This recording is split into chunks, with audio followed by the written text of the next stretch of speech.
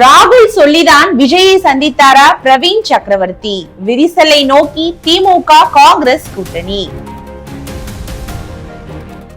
பிரவீன் சக்கரவர்த்தி விஜய் சந்திப்பு தமிழக அரசியலின் தட்பவெப்பத்தை தகிக்க வைத்திருக்கிறது. சமீபத்தில் காங்கிரஸ் தொகுதி பங்கீட்டு குழுவினர் அறிவாலயம் சென்று திமுக தலைவர் ஸ்டாலினை சந்தித்து பேசிவிட்டு வந்த நிலையில் பிரவீனின் இந்த நகர்வானது தமிழக அரசியலில் அரங்கை கவனிக்க வைத்திருக்கிறது. காங்கிரஸ் நிபுணர்கள் மற்றும் தரவு பகுப்பாய்வு குழுவின் தலைவராக இருந்த சசி தரூரின் இடத்தில் இப்போது பிரவீன் சக்கரவர்த்தி இருக்கிறார். இவர் ராகுல் காந்திக்கு நெருக்கமான வட்டத்தில் இருப்பவர். அதனால் இவரின் ஒவ்வொரு நகர்வும் ராகுலுக்கு நெருக்கமான நகர்வாகவே காங்கிரஸ் கட்சியினரால் பார்க்கப்படுகிறது. ஆனால் திமுக தலைவர் ஸ்டாலினுக்கு உடன்பிறவா சகோதரனாக இருக்கிறார் ராகுல் காந்தி. பிரவீனுக்கோ திமுக என்ற பெயரை சொன்னாலே வேப்பங்காயாக கசக்கிறது. திமுகவுக்கும் அப்படிதான். இந்த நிலையில் கடந்த முறை ப. சிதம்பரத்தை ஒதுக்கி வைத்துவிட்டு தமிழகத்திலிருந்து பிரவீனை திமுக உதவியுடன் ராஜ்யசபாவுக்கு அனுப்ப திட்டமிட்டது காங்கிரஸ் தலைமை. ஆனால் அதற்கு இசைவளிக்க மறுத்துவிட்டது திமுக.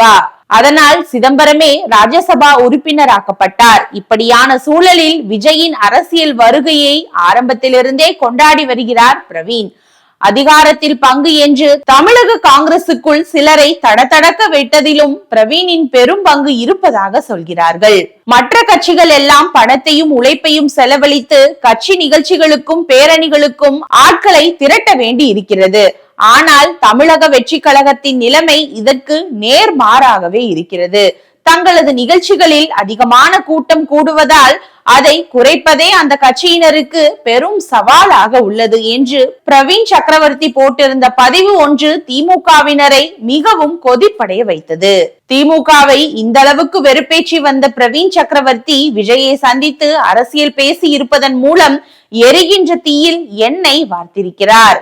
இது குறித்து நம்மிடம் பேசிய டெல்லி தொடர்பில் இருக்கும் காங்கிரஸ் புள்ளிகள் சிலர் ராகுல் என்ன நினைக்கிறாரோ தெரியவில்லை, ஆனால் தமிழகத்தில் தாவேகாவுக்கு பெரிய மாஸ் இருப்பதாக அவரை சுற்றி இருப்பவர்கள் அவரை நம்ப வைத்து விட்டார்கள். அதில் முக்கியமானவர் பிரவீன் சக்கரவர்த்தி. இவர்களை மீறி ராகுல் காந்தி ஒரு முடிவை எடுப்பார் என்பதை சொல்வதற்கில்லை.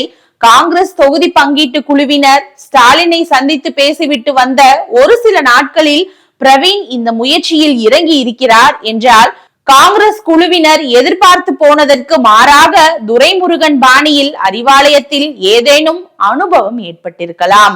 அந்த தகவல் டெல்லிக்கு பாஸ் பண்ணப்பட்டு அதன் அடிப்படையில் பிரவீன் சக்கரவர்த்தி பனையூருக்கு புறப்பட்டு வந்திருக்கலாம். அல்லது பேச்சுவார்த்தையில் வளவள என்றெல்லாம் இருக்கக்கூடாது என்பதை திமுகவுக்கு உணர்த்தவும் இப்படி போக்கு காட்டி இருக்கலாம் என்கிறார்கள். ஆக எது எப்படி இருந்தாலும் பழைய நட்புடன் காங்கிரசும் இனி திமுகவை அணுக முடியாது. திமுகவும் காங்கிரசிடம் முன்பு போல் கெடுபிடிகளை காட்ட முடியாது என்பது மட்டும் உறுதியாகிறது.